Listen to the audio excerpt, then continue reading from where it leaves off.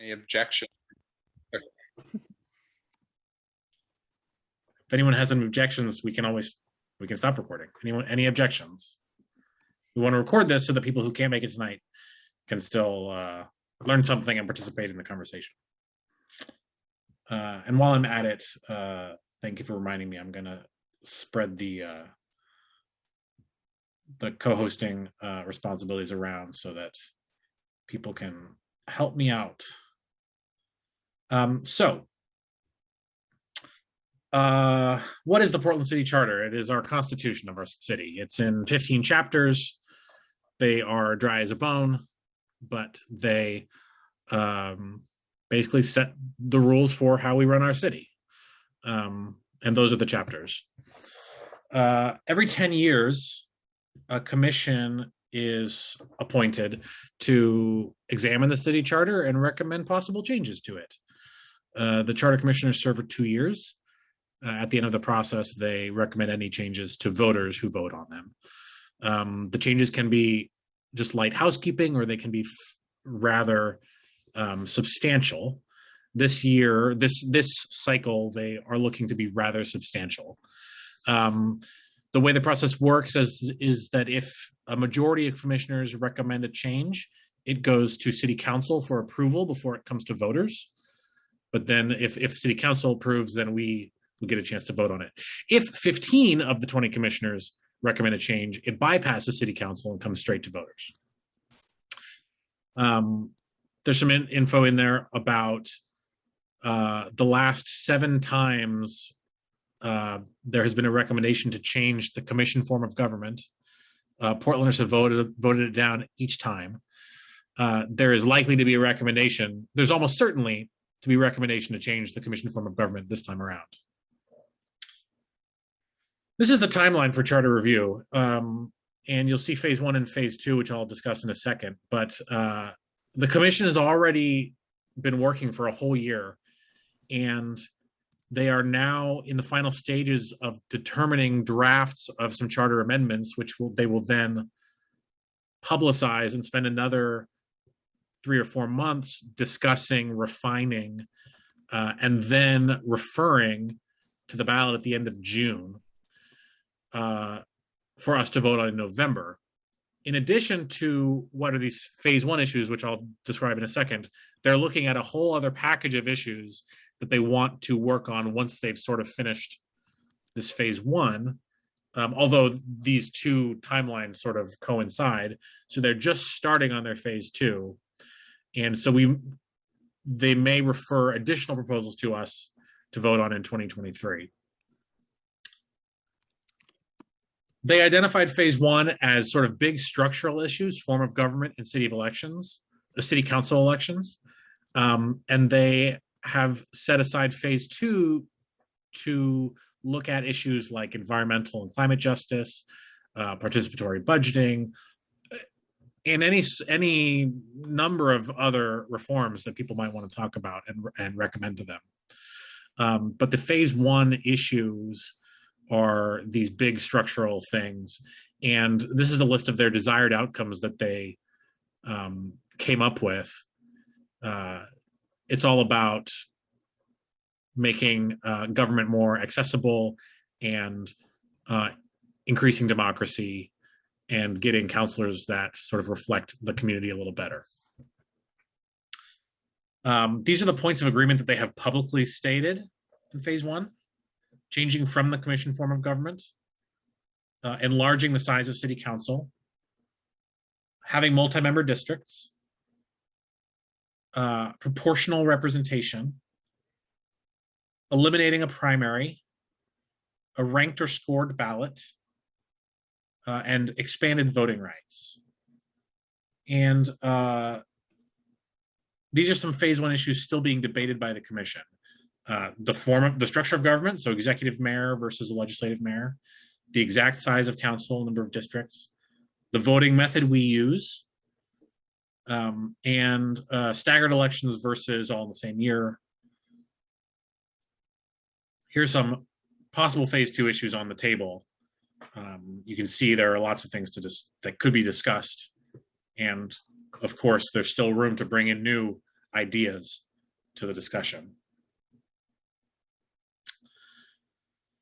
So how do we as a chapter know what issues we care about? Well, we show up to this forum is the first step, right? We discuss these in depth. Then we will hopefully be able to adopt some sort of initial platform, by no means comprehensive or finished, at our February GM, and then we'll keep the discussion going. We'll hold another forum. We hopefully will be able to expand the platform. We'll discuss proposals that come from the commission and whether or not we want to endorse or reject them. So this is our agenda for the forum. We have set a little bit of time aside to just go through some issues that us forum organizers have tentatively labeled non-controversial, things that we think are pretty obvious things that the chapter can support. And then we have quite a bit of time set aside for longer discussions about the size of city council, what kind of districts we would want, what kind of voting tallying we would want, so block versus proportional representation, which if that doesn't mean anything to you, we will explain it. And then the structure of government. Strong mayor, weak mayor, no mayor. It's a possibility. Then we also have time to lay out on the table other issues that people may have brought with them to discuss. Now, we probably won't have time to really get into a discussion of those, but we can write them down and put them on the agenda for future meetings. And then we will briefly discuss sort of next steps for this whole process. I want to now turn it over to Jana to talk about some of our non-controversial items, as we're calling them. Hello. Do we have like an agenda or, sorry, I don't have my list in front of me, but I'll start talking about how we definitely have on that list extending voting rights to non-citizens and residents of Portland who, regardless of citizenship status, there's like a few ways to have that written out. And I'm sorry, I'm gonna need to find that list. It is on the screen. There it is. Okay. Thank you. Yes. So expanded voting rights and campaign finance controls, which is something that we've already probably supported at other times and places. And then that ditch the first past the post that we talked about, which could look a few different ways that we might have a little time to address, and it's going to be talked about in the survey we're going to ask everybody to fill out. So we haven't forgotten about it. It's another one of, so the two I've talked about so far, ditch first past the post and expanded voting rights, are part of that agreement, the points of agreement that the commission has already come to. So like these are very likely to happen in some way. And I think that was it. I think that I was going to try to talk a little bit about how like this could be part of the reason it's so important for us to like get this spelled out and lined up is so that we can talk about it in not just a like, hey, just so you know this is happening, but that so that we as a chapter can say this is happening and these are the stances that we know our membership and we as a chapter want to take publicly, so that we can like spread the word and get people ready for the election. I think that's all I had to say at this part. Yep. Spencer, do you want to lay out a 30-second pitch for the third bullet point? Yeah, sure. So expanded voting rights, specifically lowering voting age to 16. You know, that's the kind of thing that, especially for young people like myself, you know, has a pretty big knock-on effect in the sense of establishing people's political consciousness at an early age, you know, incorporating young people into the political process, not just for those 2 years of their life, but really setting them up to, you know, kind of get these patterns of participation and just caring about the way that the city is operating. And even more specifically, like just city politics is something that among my peers and people at Reed and people at other colleges and other high schools is like just not widely talked about. People like don't necessarily have a good sense of how much it actually affects things. And I think lowering the voting age to 16, in addition to the outreach and the connections that the city would be building by doing that with young people in schools, public schools, private schools, whatever schools, I think overall that would constitute a big expansion of voting rights, and also just a big opportunity for DSA and the left in Portland to make inroads with young people. Cool. That's it. And Jim is going to explain the fourth and fifth bullet points. Jim, yeah. Jim, we cannot hear you.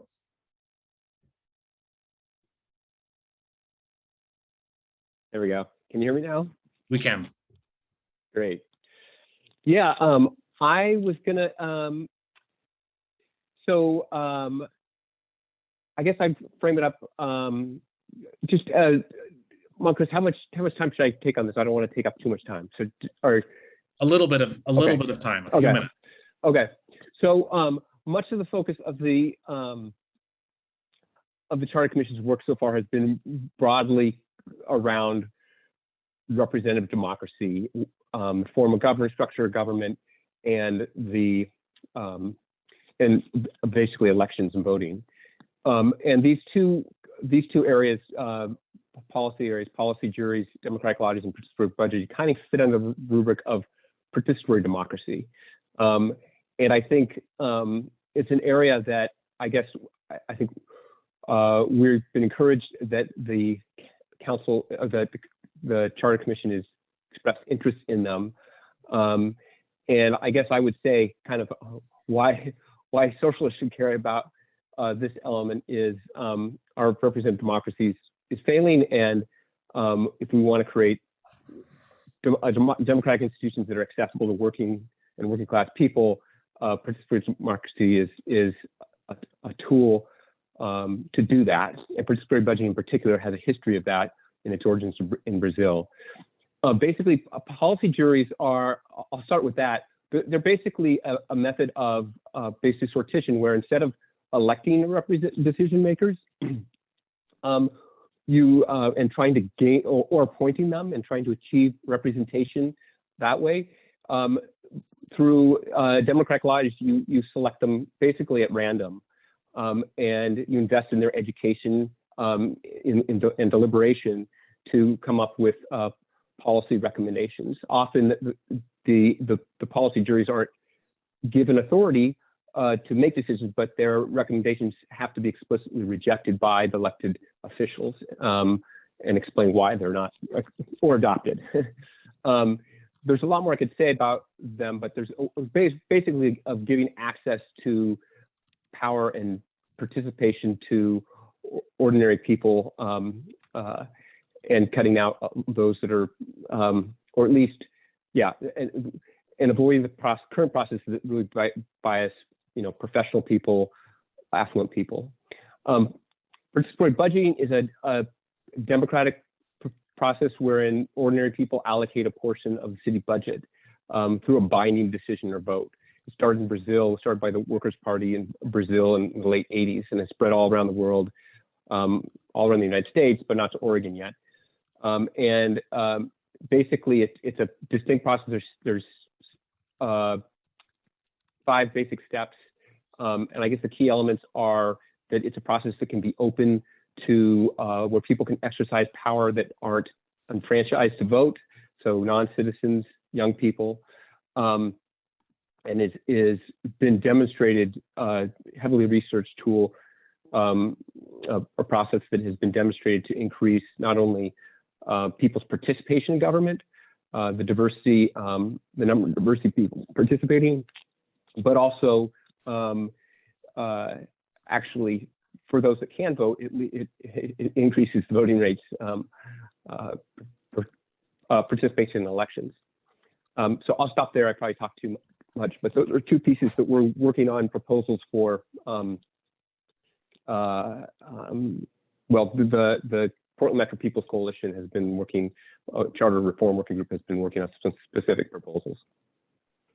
Yeah, and I will just add that Portland DSA is a member of the Portland Metro People's Coalition and has signed on to a letter supporting a civic participation proposal from the PMPC that includes these issues: policy juries, democratic lotteries, and participatory budgeting. There is a link to that proposal on our link tree. I put it in that the link to the link tree in the chat. It's and if you haven't looked at it, it's quite excellent. There are also, I believe, links in our, one of the links in the link tree is a collection of resources that I think or hope includes, and if it doesn't, it will very shortly, links to excellent webinars that were hosted by Participatory Budgeting Oregon, as well as oh gosh, now it's escaping me, but they're Healthy Democracy. Healthy Democracy. Thank you, Jim. Yeah. Discussing both these issues this past fall. They're really excellent, and I highly recommend that everybody here, if you haven't yet, watch those videos, because they're really great introductions to these issues. And so one of the reasons that we included these two issues on the non-controversial issues list is because the chapter has indeed already sent a letter endorsing a proposal that includes them. So now I wanted to very quickly talk about something which we'll talk about again later, which is a survey that we hope you all will fill out after this forum. I'm going to show you what it looks like. It's pretty long, and we'll talk more about it later, but the first section of it includes questions on each of these quote unquote non-controversial issues. We just want to get your take on them, because though we think they're non-controversial, it's very possible that you may disagree with that, and we want to know if you do. So everything being discussed tonight will be on this survey, and we'll ask you, do you support this? Yes, no, I don't know, I don't care, which I think is enough of a difference that I wanted to put it on the survey. So this first page has these 6 issues, and then a space for comments. And then the survey continues with more issues, which we will talk about in a second. But for right now, I'm going to stop sharing my screen, and I just want to open up the floor for any initial comments or questions.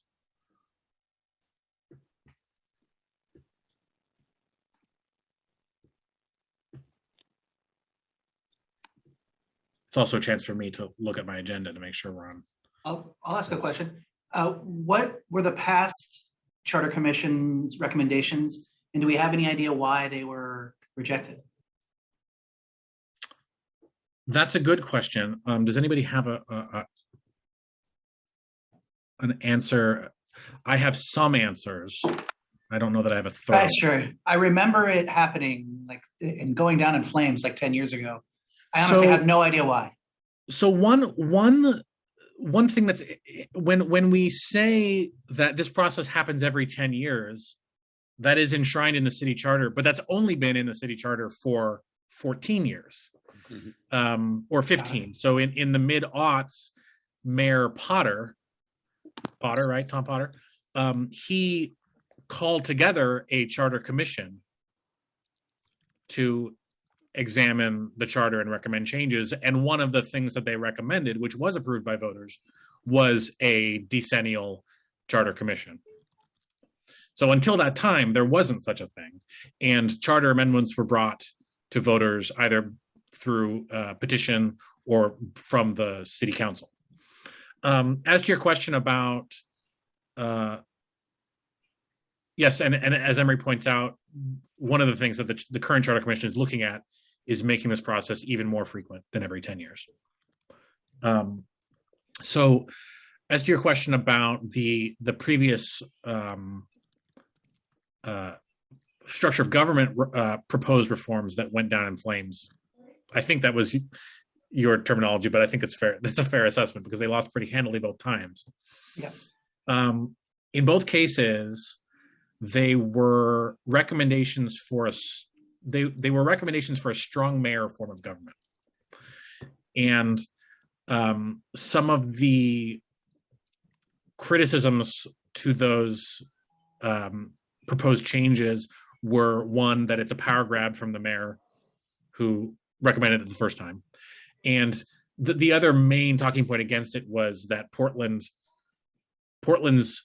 weird form of government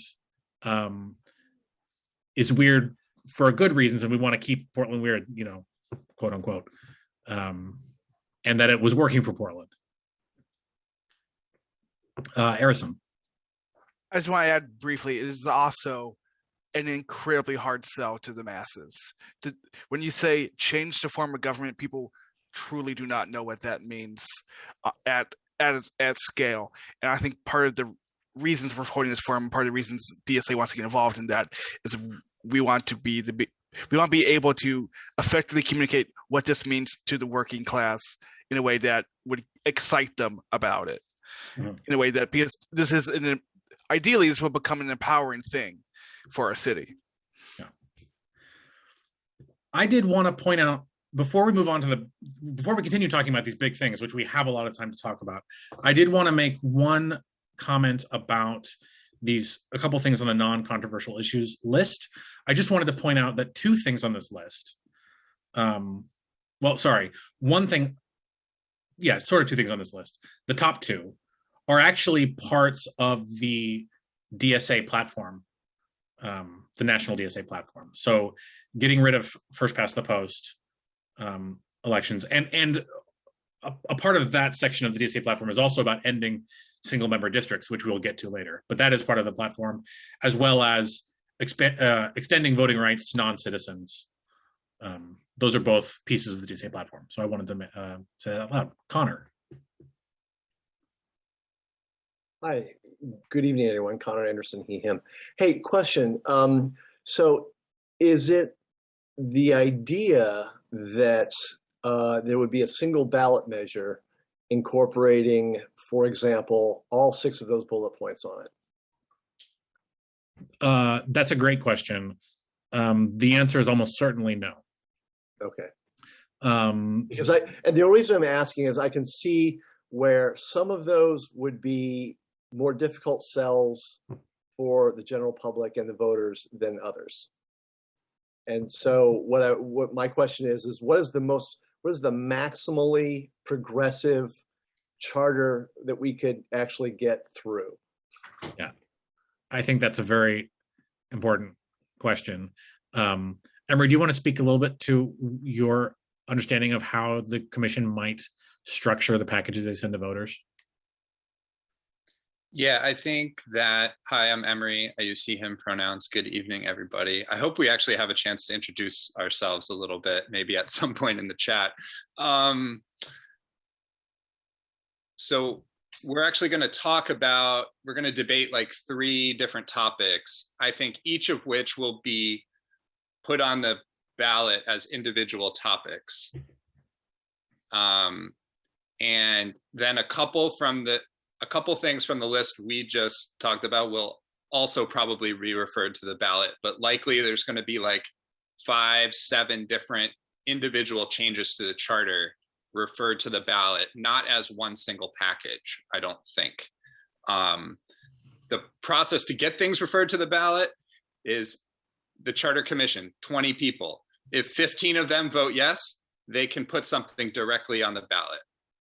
So if they say, we want to change that, we want to have the voters vote on this, boom, it goes to the ballot. But I think there are some regulations in law that prevent having voters vote on changes to like the state charter or a county charter or a city charter that make like, quote unquote, that change like more than one thing kind of at one time. So I'll pause there, but yeah, kind of a wonky topic. But to the point of getting the most progressive package possible. That's why it takes a lot of close following and close thinking. And what's fascinating this year is the commission is going to propose intense changes. But maybe normally we would like to see some other progressive changes, but just because of the capacity issue, we're just running up against a human problem. And so anyways, we can get more into that, but I see Chris's hand up. Thank you. Two things. One, there was an Oregon Supreme Court decision that stated that ballot initiatives for the state of Oregon cannot change more than one thing at a time. It's my understanding there has yet to be, there has yet to be a challenge for local or municipal ballot initiatives that the Oregon Supreme Court has yet to review, but it's likely that it would decide similarly if it were challenged. The other thing is the commission does have sort of an incentive to make single issue proposals, because anything that doesn't get the supermajority to go directly to the ballot has to be reviewed by the city council before it could be referred to the ballot. And so they would be unlikely to try to cram all of them into one, because any one councilor could say, no, I don't want this proposal to go through. And then every proposal packed into that one would be demolished. So there is an incentive to break things up as individual proposals. I think that's a good point. Amazing, thank you. I wanted to mention, as far as what we are, the conversation that we are sort of kicking off tonight, certainly shouldn't end with this charter commission process, right? Especially with the likelihood that there is another charter commission in maybe 6 years, but if not that, 10 years. And certainly these issues will be discussed by Portland voters, whether or not there's a commission proposing things. I think it's going to be really great for our chapter to start having ideas about reforms, whether or not they are reforms that do get referred to voters this year, or that are even being taken up by the commission.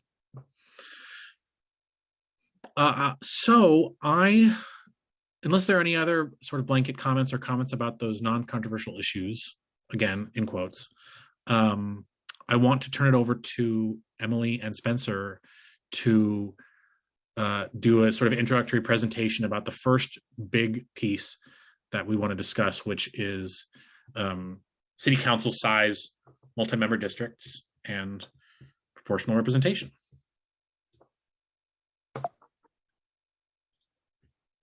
Thank you, Chris. I'm Emily. I use she, her pronouns, and I'm going to talk to you about the size of city council first, and then we're going to talk a little bit more about the shape of city council with districts and stuff. So to get started, by the metric of how many constituents each city council seat represents, Portland is near the bottom. When Portland first adopted the size of council over 100 years ago, there was one councillor, including the mayor, for every 50,000 residents approximately. And if we had kept that ratio, today we would have 13 seats. So it's worth also considering that Portland is projected to grow by about 40% over the next 40 years. So that would equate about 18 seats in 2060, if we want to use our 4 bears ratio. But it's also worth considering that there's not a whole lot we agree with about how to run a city or how to run anything with the decision makers of 1913. So just because we want to keep Portland weird maybe in some ways, and that was played into past sort of charter reforms failing, I don't know that we necessarily want to keep Portland like 1913 weird anymore. So I think maybe this is a good time for change. And maybe part of that change is that 50,000 constituents per commissioner are too many. So we have a comparison with other cities here, and it's the 50 largest cities in the country, and Portland City Council is pretty close to the worst. We have the 7th highest ratio of residents per councillor. If we remove the at-large mayor from that ratio, that moves us into 3rd place from the bottom, so 3rd worst for representation. To get a level of representation that's just average compared to the other 49 largest US cities, we would increase our city council to 9. But needless to say, we don't think that getting to average representation is good enough. If Portland were to join the top 20% of like better represented cities, we would need a council of at least 16. And if we were to match Atlanta, just to go with the third from the top, because we're now third from the bottom, we would be at 21 seats right now. And by 2060, we would need 30. In short, if we want to plan for the future or simply go big because we're socialists who care about democracy, there is plenty of room to grow. St. Louis is actually not on the list of the 50 largest cities in the country, but for them, we would be at a size of 30 seats today already. So there's plenty of room to grow. For example, Montcris did a highly scientific poll at a bar asking how many residents each city councilor should represent. And according to that poll, we would have a council of over 200. So that's obviously tongue-in-cheek, but I think it's worth acknowledging that the average Portlander probably doesn't really know how little representation they have. And most people think that the ratio should be much smaller than it is. And so sometimes you get the question, how big is too big? And I get to tell people that the city that I grew up in, Stockholm, Sweden, is about the same size as Portland, and it has 101 city councilors, and it's a well-managed city. There are some other examples here of city councils where the work is shared out between a large number of members, just to illustrate that we can think pretty big before even getting close to touching on actual present-day working examples of how big we could go. So like I said, we don't have a specific number that we know to be the right size for city council, but from a perspective of representation, the higher the better. And we encourage you to dig into just how high we can actually go. And now Spencer's going to take us through what it looks like for districts and what that conversation is. Yeah, so thank you so much, Emily, for leading into the conversation about districts. So we've talked about the number of councilors we have and the number that we're roughly, shooting for, which is a number that's much larger than that. But it doesn't necessarily follow that, we have 30 councilors, we have 60 councilors, we must have that same number of districts. In fact, there's a lot of different ways that you can, slice up the city or, allocate those councilors throughout the city using districts. And that's an example right here. So this, I believe, is an example of what the city would look like with 30 districts. Obviously, that's not the map that's been approved, but that is a map dividing the city into 30. So in this particular situation, if you had 30 city councilors, 30 districts, that would be one councilor per district. And in order to win that district, each councilor would need 50% plus one, so just above 50% of the votes in their district to win the seat, which puts the total win number for any single city council candidate at 1/60th, so half of the district, which would be half of 1/30th.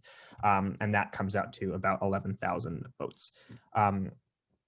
Now this, it seems a lot better than what we have now, and in many ways it is. But there are still concerns with this kind of setup. Among them being that constituency groups that make up less than 50% of any district can be shut out of governing. What that means is, I think this is the next slide. Maybe it's not. What that means is if say you have a constituency group like young people, for example, or renters that are, spread out across the city. There may be more in some areas, there may be less in some areas, but in no single block of the city do they constitute an outright majority of any given district. In that circumstance, that block has the potential to be entirely shut out of governing, despite, say, let's make up a constituency group, could be anything. People who like the color purple, right? And they represent, 10% of the city, but they're just 10% everywhere, right? They're not winning any election in any of those seats. They don't have enough of a margin to win in any of these 30 districts. And as a result, in the end, say if the rest of the city liked color blue, then 100% of the city council could be made up of people who like the color blue, as opposed to people who like the color purple. even though the purple voters would have 10%. But moving on from that, so this is what it would look like if you had those 30 districts with one council in each district, the stars representing the councilors, and from there we can change the size of those districts and increase the number of councilors per district, which changes the setup as we're seeing here. So you can have 10 councilors in 3, 5 councilors, 5 districts with 6 councilors, 3 districts with 10 councilors, and then ultimately no districts. So one big district, one at-large district with 30 city councilors. And that presents a whole spectrum of different ways that we can, allocate those 30 councilors. And each of those, from one point on the spectrum to the other, from the most number of districts to the least number of districts, there are different metrics or different statistics that change that, have upsides and drawbacks for each of them. I think that's the next slide. One thing to point out with this is that a drawback with multi-member districts is that you can start to lose geographic diversity, and representatives can be clumped in certain areas of the city, like is shown here. Yeah, so that's one of the examples of a thing that helps with the districts is assuming there's some kind of requirement that the councilors live in the district. Most of the time they do, even if there isn't a requirement, that forces a geographic representation of the city, as opposed to an at-large situation, which is something closer to what we have now in the sense of no actual districts, where any specific area in the city could have all of the representatives and any other area could have none of them.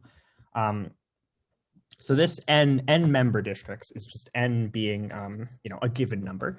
So that can slice things up in different ways. So there's 2 main ways that we can think of choosing actually who is elected in that given election. So for a setup with n number of districts, a block system means that the top n vote getters are elected. So the top, say that there's 3 members per district, the top 3 vote getters would be elected. In a proportional system, 3 candidates chosen that most closely reflect the diversity of the electorate would be elected, which is not necessarily the people that gain the most raw total of votes. And so that's the kind of system that the city charter is already pushing for, and the kind of system that we, as organizers of this event, think would be of a tremendous advantage to just representation broadly in the city and also to the socialist left.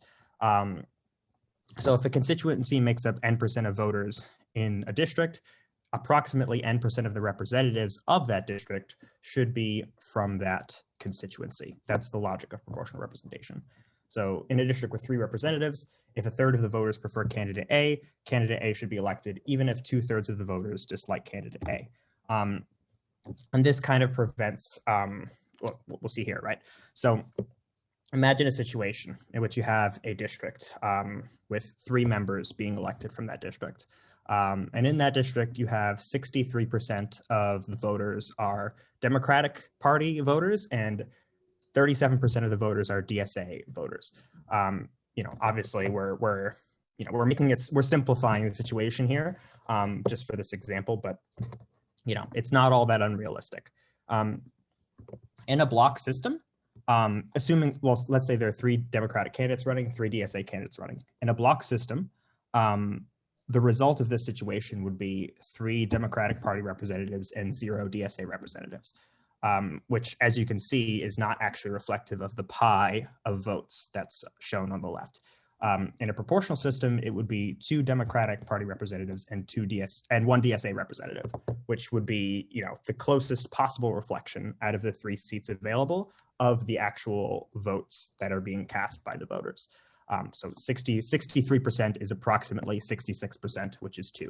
37% is approximately 33%, which would be 1 out of 3. And so that there shows the advantage of proportional representation. So when you have multi-member districts along with proportional representation, that guarantees that minority voices are represented in the city council. So how large does a coalition need to be? In order to guarantee representation under a proportional representation system? So as you'll see here, the number of councilors per district, as that increases, the percentage that is needed, the percentage size of the coalition that is needed decreases. So as you have more members per district, the amount and the percentage of that district that the coalition needs to be, the threshold is lowered for that. And that allows minority voices of all kinds, of all different demographic groups, interest groups, to have an easier time being represented in the city council as the number of councilors per district goes up. And here, okay. And here we have the estimated minimum percent of the district that voted for at least one of the elected representatives under proportional representation. So as the councilors per district go up for that, the percent of the district represented goes up. So you can see that it becomes a more representative system. And it could even be, even in the case of the first past the post elections we have now with one councilor per district, it could even be less than 50%, as we saw in, for example, the mayoral election, the most recent mayoral election. The winning candidate, Ted Wheeler, won the election with less than 50% of the vote, which is not good broadly. But as that number increases, then more people are representative. So how large does a coalition need to be guaranteed representation with proportional representation? So again, as the number of councilors per district increases, the coalition size that it needs to be guaranteed representation decreases. So that means that as the number of councilors per district is expanded, coalitions that are smaller and have a harder time being represented in government under current first past the post single member district systems have an increasing chance of being represented because, even if they're of a smaller size, the number of councilors per district represents them. So it's thinking about it this way. If you have a place with 9 representatives and there's a group that constitutes, say, 10%, it's much more feasible to think that 1 out of those 9 representatives would be representing that 10% of people, as opposed to 1 representative and 10%. That 10% can't have a sway over that one person, but when you have more representatives, more councilors per district, then that increases the sway that 10% has. That number 9, by the way, is in there because the only city in the country that uses proportional representation, which is Cambridge, Massachusetts, has 9 city councilors in one single citywide district. So they have one district with 9 councilors. Yes. Okay. So in addition to that, you might be thinking, why have districts then? Why not just make, one large district as large as possible and just pack as many representatives into that district as we can, right? Just have like 500 and then everyone's represented, right? Well, there's an issue with that. In addition to the fact that, in addition to other, more logistical concerns, the issue that presents itself is that geographic districts and, districting the city into geographic chunks guarantees geographic representation and guarantees that people of different parts of the city, different neighborhoods, are represented in the city council. And so this is an example map of the city with 5 districts, drawn approximately to population size.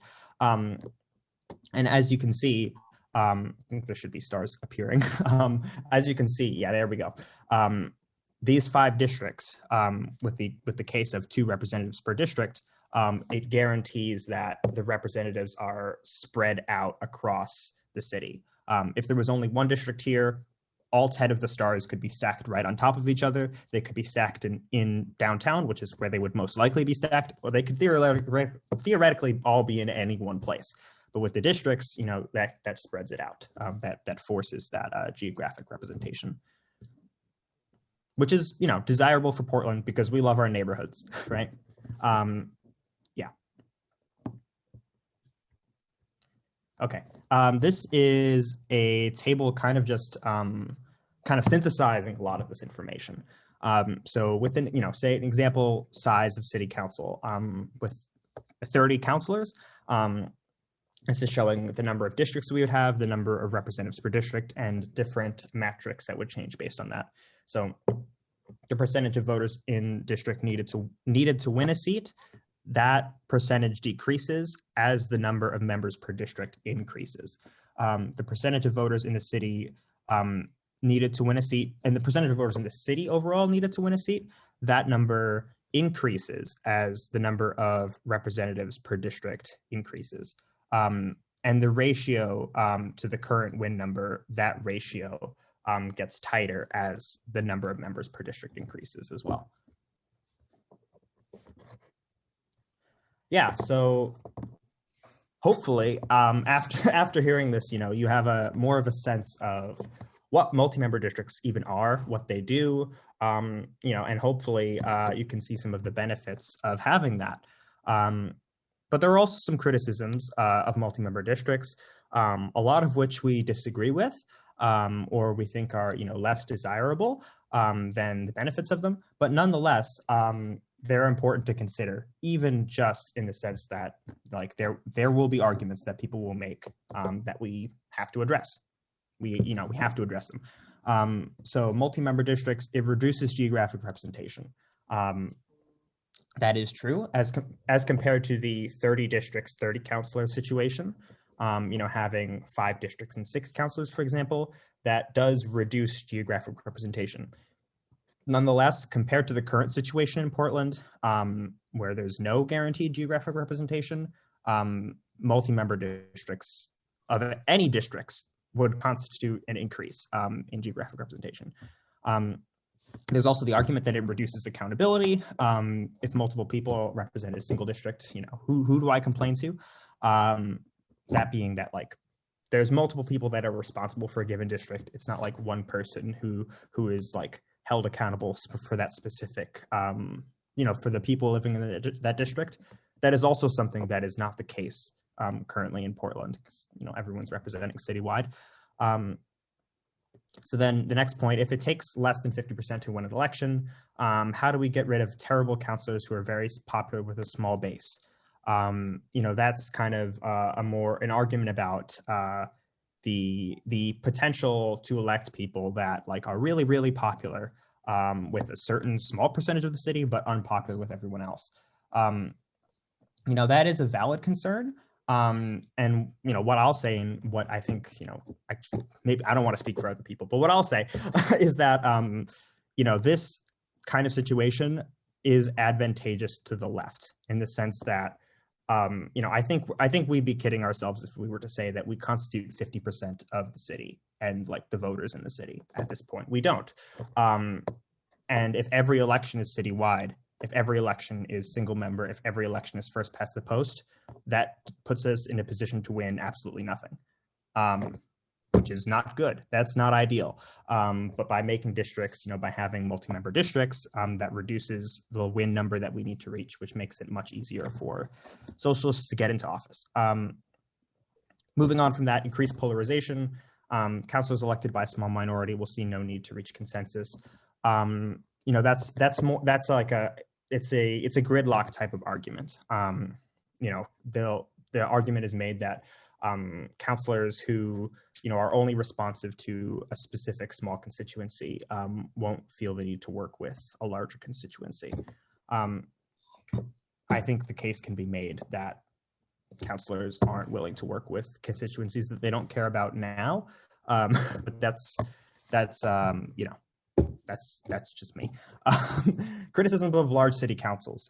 So these are criticisms of expanding the size in general. There's the criticism that it's unaffordable. Increasing the number of councillors requires more staffers overall, even if there are less staffers per councillor. Councillors may have to take a pay cut. And also the gridlock argument again that we saw before. As we decrease the constituencies, there are some that argue that people will be less inclined to find common ground.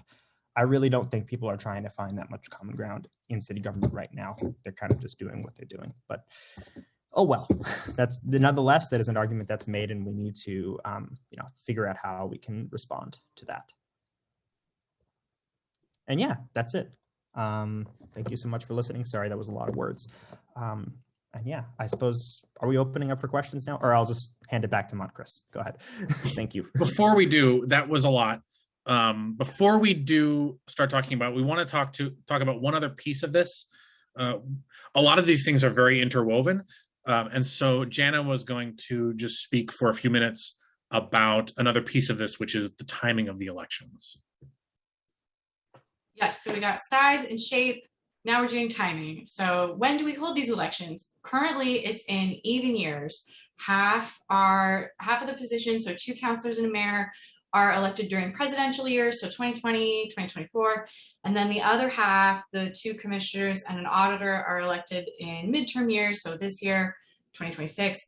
So do we want our city council, whatever size it may end up being, to be elected in staggered years like that, or all at the same time? Turnout is highest in presidential years, so lower turnout elections are also made up of voters who are whiter, older, and more affluent. So not as representative.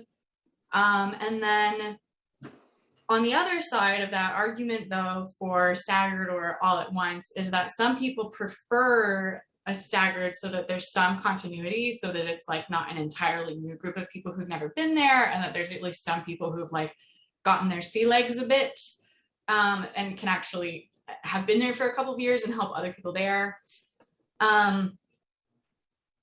But that has some of the same like disadvantages in that it's easier to concentrate resources for people who have a lot, like the PBA, for example.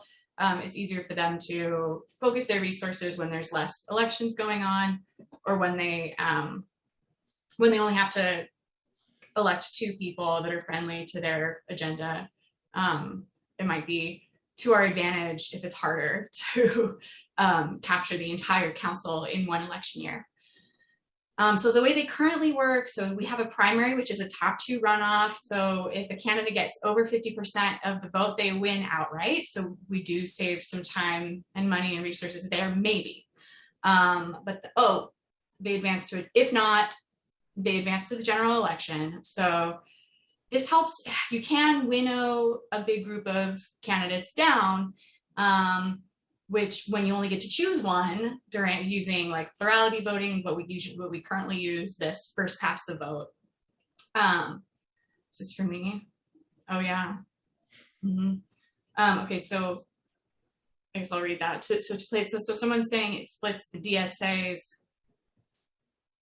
It would split our resources too if we're trying to win, 30 seats all at once or something. But I think we would want to focus on one at a time probably anyway. So, okay, so we're using an example of the 2022 Portland commissioner for position number 2. There were 18 candidates. It's a lot of candidates, and the top 2, they only received, so it was Loretta Smith and Dan Ryan. They got 18.8% and 16.6% of the vote. And so had to advance to a runoff. So the turnout for primary elections is historically lower. So it looks like Loretta Smith had a slight lead, but then it ended up going the other way. The makeup of the primary electorate, we already talked about, it's older, whiter, more affluent. So is it fair that a non-representative group of voters got to do this winnowing down? They got to choose these 2 candidates before the general election. And were Smith and Ryan, who only got a combined 35% of the vote in the primary, definitely the 2 most popular candidates? Like when we've got 2 different groups voting in the spring versus the fall, it's hard to say. So the primary, these elections extends the campaigning calendar. Does any voter like paying attention? It seems like people get so burnt out after a presidential election that they don't want to talk about it anymore. So it might be advantageous for us if we really only we get it over with, talk about it all at once. So for voting methods like ranked choice and star voting, which would allow voters to express preferences between multiple candidates and for multiple candidates, it would offer the opportunity to eliminate the primary. We could maybe just get rid of it, save time and money. On the other hand, is it fair to ask an average voter to make an informed decision among 18 candidates? That would spread our resources like someone pointed out earlier. Or is it better if we have an improved voting method to pare down that list to 3 or 5, for example, that could face off in a general election and allow voters to draw more clear distinctions in a smaller field? So that's all I have to say about primaries. and timing. Thank you, Jana. So yeah, these conversations about size of council, how many districts we should have, when we should have elections, if they should be staggered, if we should have primaries, they're all interwoven, which is why we wanted to present all that to you right now. And now it's time for us to discuss all these things we just heard about. Does anyone want to kick us off with any thoughts about how big they think the city council should be? 30 council members, 10 districts, 3 each. That's my goal, baby.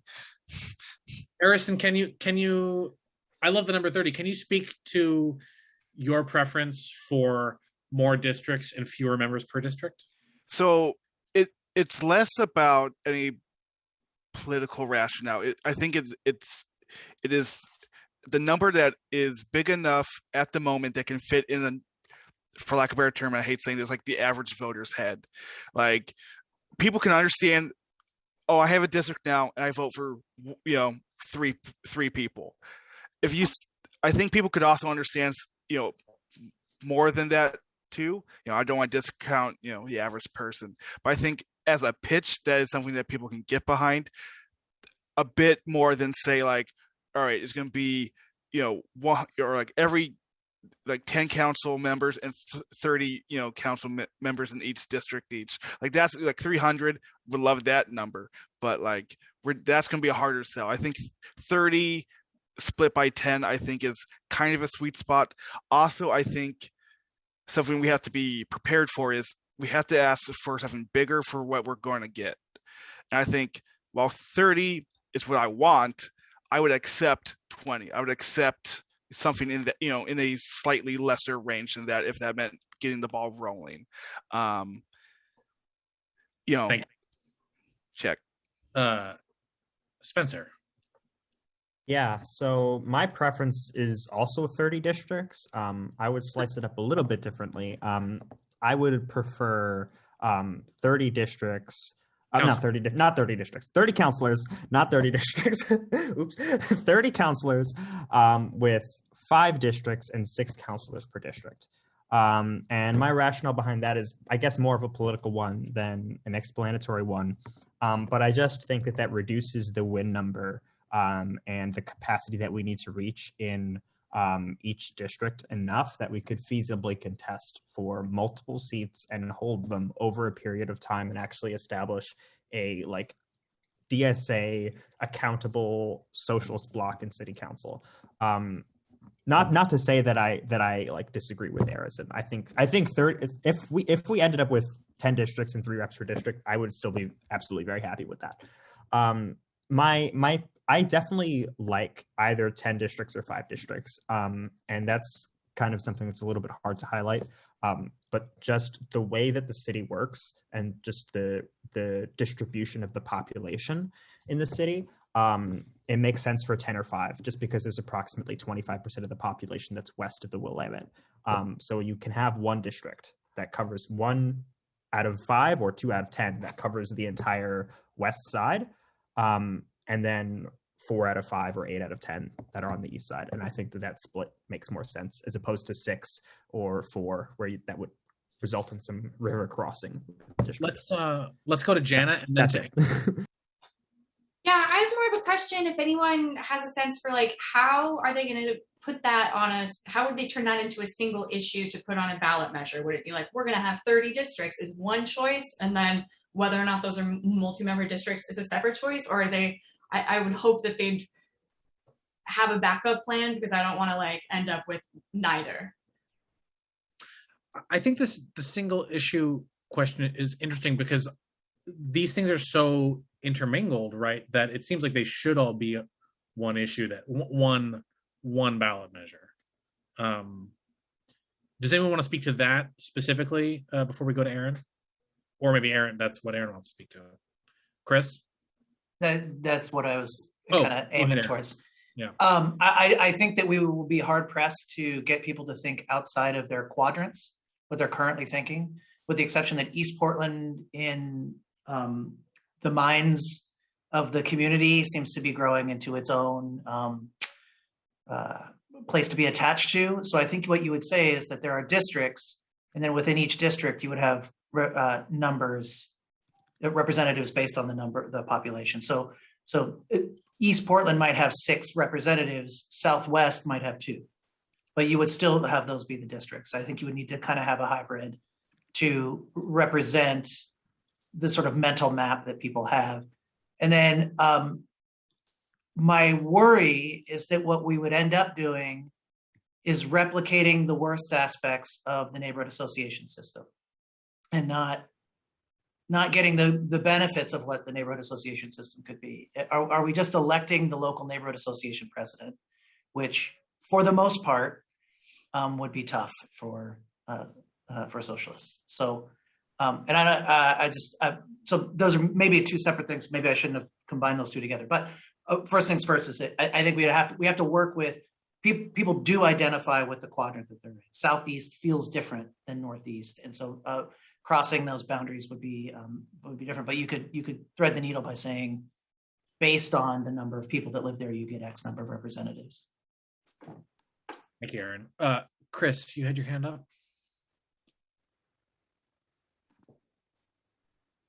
Yes, I don't know, Jana, if this answers your question, but whatever proposals get passed would be governed by whatever language already exists within the city charter. So whether that be elections, whether that be districting and that kind of stuff. For things that would be new, for example, a district, because right now all city councilors are elected at large, there are certain reasonable parameters that can be attached to a proposal. So if it's said like 30 councilors each gets its representative district, there is current legal language in operation that would be able to define a district, even if it wasn't packed into the specific proposal. So it's kind of these like multi-layer things that would operate, and they may even have to get sorted out by passing more policy if and when that proposal was adopted. I have thoughts about what Aaron mentioned, which was the concept of having districts with different numbers of councilors in them.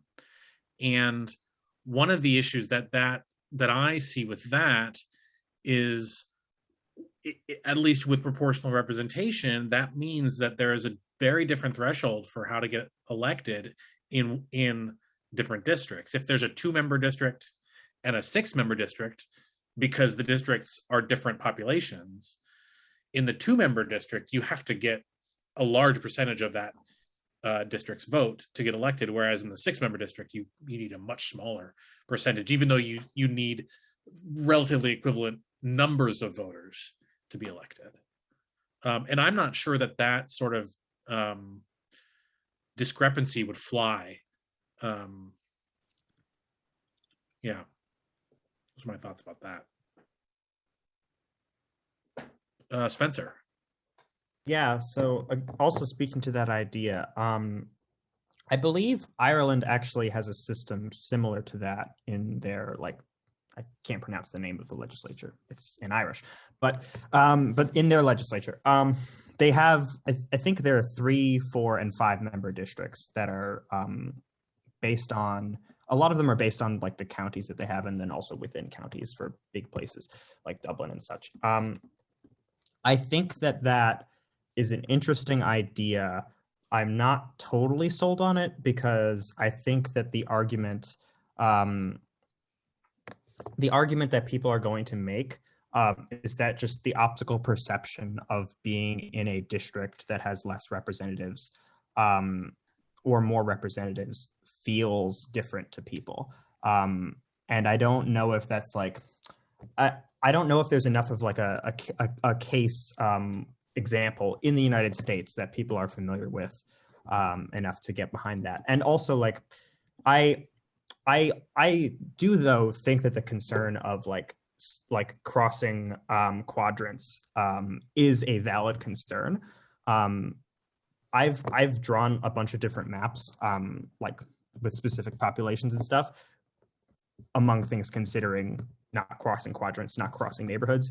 It is, generally speaking, possible to draw districts that stay within neighborhood boundaries, you know, maybe give or take like a few houses, right? Like you can, it is possible to do that. It's difficult, but it's possible. And I think whoever's drawing the maps for the city of Portland, whatever map, whatever number of districts, should be trying to keep within neighborhood boundaries because, again, we love our neighborhoods. Check. We've got Harrison and then Connor. Yeah, I'll be hopefully brief. I want to echo Montchris and Spencer's point in regards to Aaron's point on mapping in the neighborhoods and the quadrants. I've seen Spencer's maps. He does they do a hell of a job of keeping everything in the proper boundaries that we already have. That said, something we have to consider with this project going forward. Project being a loose term because we don't control the charter reform at the moment. We want to increase socialist power in the city of Portland, and what that means in our project is we want to increase DSA's power in the city of Portland. Not that socialism and DSA is 1-to-1. Exactly. Something that is very apparent I've seen other chapters of DSA, like say New York or Chicago, is they get membership. They increase their membership by having representation in local government. This is if we want to be extremely self-serving about this concept, this is the number one goal. So we want districts and the amount of councilors to allow us to effectively grow DSA, and by extension, the socialist movement. Again, not that I'm trying to claim that DSA has a monopoly on the socialist movement, but these are things we have to consider. These are things we have to, in a way, like do the math on, and which is why multi-member districts with that are kind of numerous and proportional, I think, are the best way to do it. I'll end there. Thank you, Harrison. Connor. Yeah, I just I think Harrison has outlined a lot of the same things that I wanted to say, and I think I support that. I think his point about make DSA being able to get people elected, and that impact on membership and the power of the organization is big, which is why I think that we need to get behind anything that gets us to multi-membership districts. The number of the districts being probably going to be out of our hands anyway, and the shape of those districts is definitely its own brand of political, for lack of a better word, fuckery. So, but yeah, that getting that multi-member district enables, and hopefully, if we get a chance to talk about it, talking about ranked choice voting, some way of replacing the first past the post plurality system, should be really the two big things that I think that we should make our sort of, for lack of a better term, red lines as the highest priorities for us, because that's how we will do what politicians and the point of politics is, which is get elected, accrue power, and make policies, make public policy that advances our values. Thank you, Connor. Emily. Yeah, I want to talk a little bit more about that idea of growing power. And I actually think that any number of districts that get proposed, we know that it's going to be districts. Like that is something that everybody's kind of behind. And even if it's fewer or it doesn't look as good as we want it to, just the fact that it will be on the ballot is an organizing opportunity for us. What we can do as DSA is that we can figure out, like, okay, so which of these proposed districts is one where we have member density or we would like to grow member density. We can do a huge door knock in that district, talk about, hey, did you know that you've never had a city councilor represent your neighborhood? That's probably going to be one of the neighborhoods or districts that we would be focusing on. Build connections, and then be ready for whenever we do have a district, then we already have sort of, we've already knocked doors with people to talk to them about it. So next step could be to talk to them about other stuff, start building candidates in that district. So I think that we should consider this process as part of our initial runs for city government. Once the districts come in, we can already be off the ground running just by using this district proposal, which we know is coming. So I think that it's good that we work out like what we would like to have, and I think it's always good to push, for like push for the biggest, boldest thing we can get. Like Erison was saying earlier, like push for bigger, and we'll be fine with if it's a little bit fewer than we would like to see. But being in the conversation and using the opportunity, I think, is invaluable to us, because I agree that, the DSA in like Chicago and New York have an advantage by having the kind of like opportunities to run for city government that we haven't really had here. And I would love for us to be part of changing that. So check. That's a really good point. I don't see anyone on stack, so I'm going to share one thought that I have about something we haven't discussed yet, which is staggered elections. People feel various ways about them. I personally am not in favor of staggered elections, but I do want to make the point that if there are staggered elections and there are multi-member districts, that if those members in that one district are staggered, that dilutes in half the power of the proportional representation. I always like to say that out loud because a lot of people don't think about that. So I personally, if there were staggered elections, would be in favor of each district electing all of their representatives in one election, and then maybe the districts themselves are staggered. But are there any other thoughts? Does anyone want to talk at all about the timing of elections, staggered primaries, etc.? Erison. Hopefully, I'm not just talking to talk. I agree with getting rid of staggered elections, and I think, if possible, we should push towards no primary. Just get rid of the primary. Just one election each year, every 4 years. It's all up for the line. I think that makes the most sense. It spreads our opponents' resources thin, and since DSA is grassroots, we have our ability to gin up resources, or if need be, burn the candle at two ends. It's far more infinite. Check. Connor's question in the chat: would a new council constituted under this arrangement necessarily all have to be elected at once? I think that's true.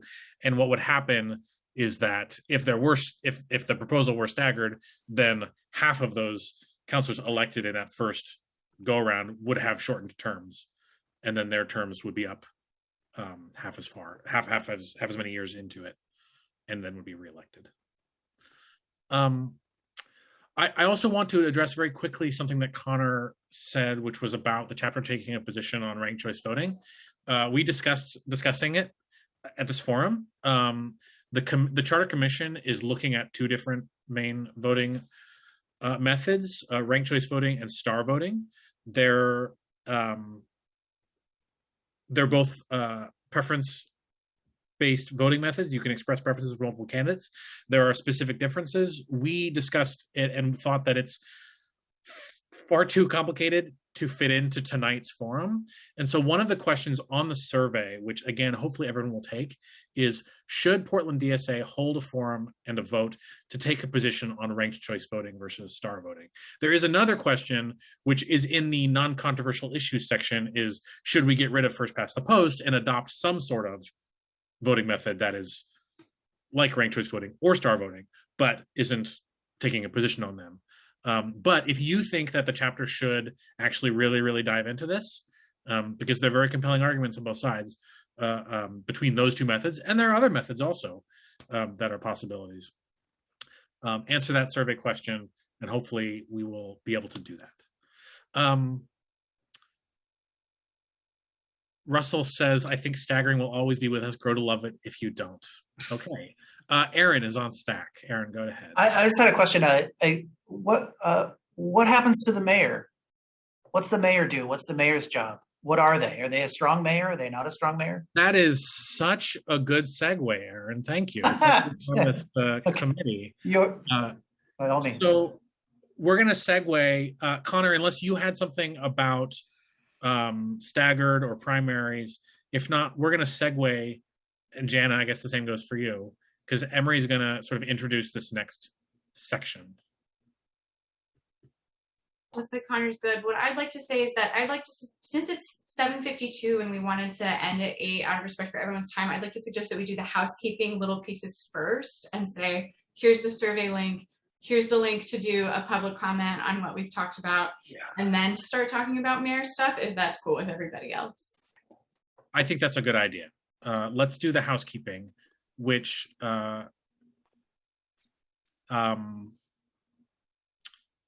so the housekeeping is that we have a survey, which someone hopefully will track down the link while I'm talking about it, that we want to everybody here, and then everybody who watches this later, and even people who don't watch it, to answer, so we can get a better sense for what the chapter wants. It's a long survey, and it ends with a section basically saying, of all of these things that we're talking about, what are the priorities for the chapter? And I think some people have already talked about it. You know, some people feel it's multi-member districts with proportional representation. If you feel that way, make yourself heard on the survey.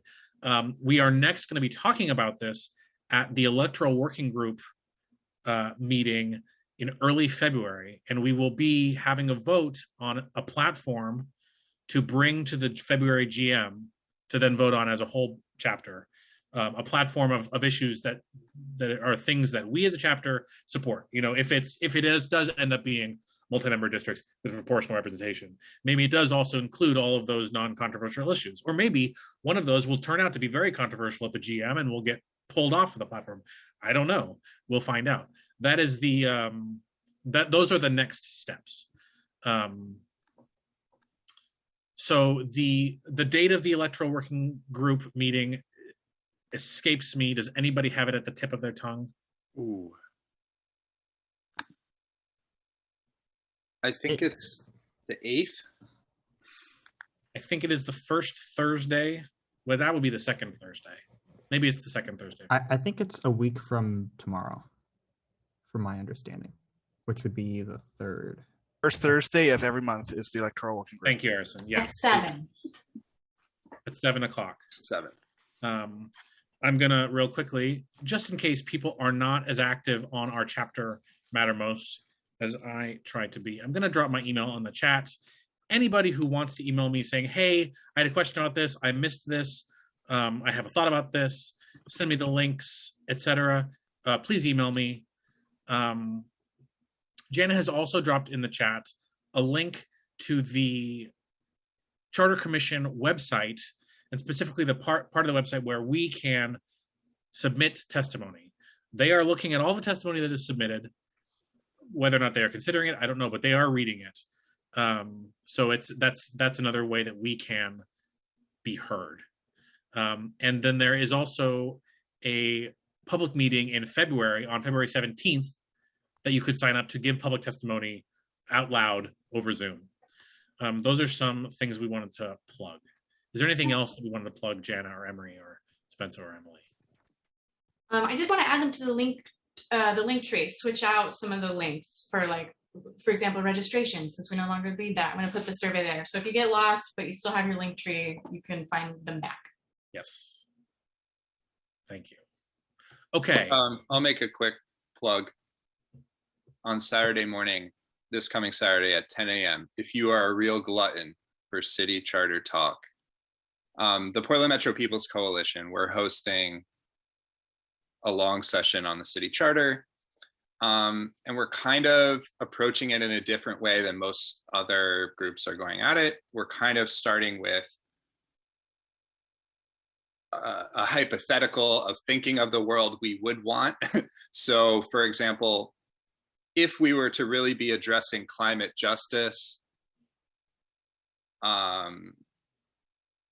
if we were to really be addressing some of those issues that Jim was talking about, where we make more decisions outside of our elected officials, but in a more participatory way, what would that look like? And so if you're up for a very imaginative, collaborative, multi-group kind of session, it's at 10 a.m. on Saturday, and I will chase down the link here in a minute, but I wanted to verbally say that. Thank you, Emery. Why don't you keep talking before you chase that link down and lead us off into a discussion about the structure of our government. Alrighty. Can you pull up the link I sent you? Bam. This is going to be very quick. If you have to log off, It is 7:57. Thanks so much for being here. Feel free to put anything in the chat or put yourself on stack if you want to just say something before you go. But I'm going to be pretty quick here with this section. And another link we'll add to the link tree is a link to this video recording when we have it, so that you can catch the last 30 minutes or 2 hours if this is a really awesome discussion and no one wants to leave. Who knows? All right. And Jim's going to find the link to Saturday's event. Thank you, Jim. Okay. So there are 3 common structures for large American cities. This slide shows one of them. There's a city council / manager, AKA weak mayor structure. Next slide, please. Basically, here's a little diagram of how that looks. So the electorate elects a council. The council kind of appoints or hires a city manager who serves at the discretion of the entire council. And this city manager reports to that council. And the head of the Water Bureau and the head of the Transportation Bureau and the head of the Housing Bureau, they all report to this city manager. The Charter Commission in Portland is committed to changing our system to something like this system that you're seeing right here. Or let's go to the next slide. A strong mayor city council system.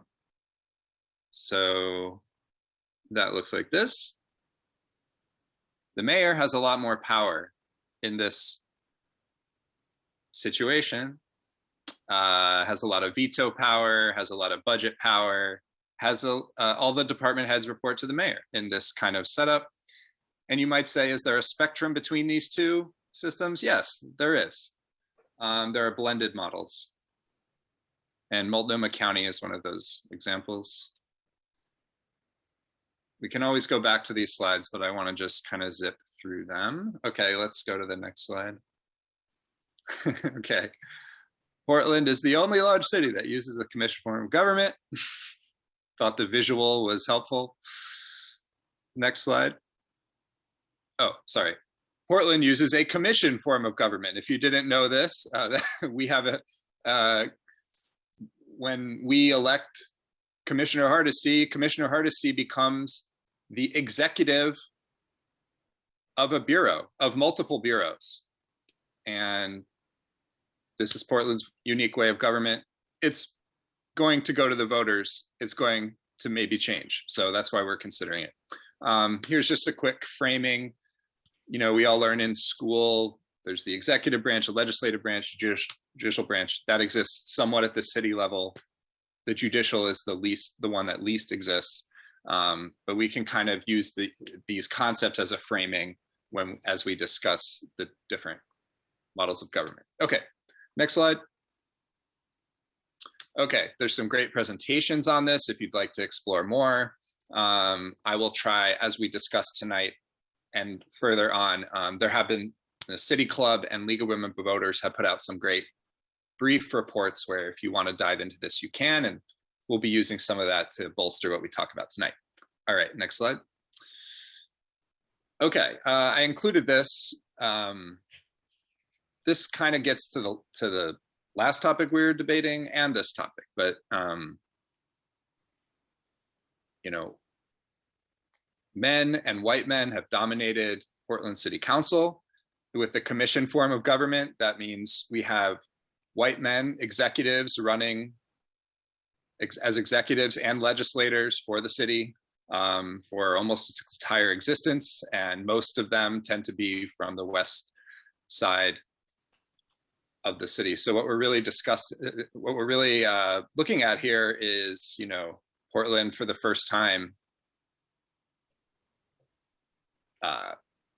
electing some women of color and having them have executive and legislative and judicial power in the city. And so we want to talk about, do we want to come out and say, this is the form we should have and why? Okay, yeah, there we go. So I'm going to just pause there, and if anyone would like to kick us off with some commentary. And Chris has been paying a lot of attention to what the Charter Commission itself has been saying. But like I said before, the Charter Commission is committed to getting 15 votes on the commission to putting one of these proposals on the ballot because a lot of people want this commission form of government to change. All right, we see Chris has to leave. Thank you so much, Chris. Yeah, so I guess first question, anybody have an opinion on this? What form of government would you like to see? Jim, go ahead.